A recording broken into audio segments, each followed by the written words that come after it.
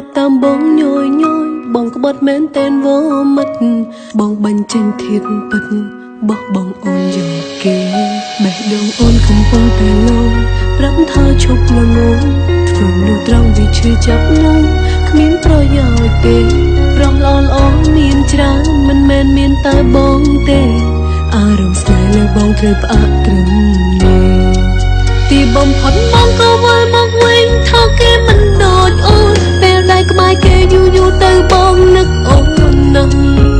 ពេលបងគ្មានក្តីសុខទើបនឹកឃើ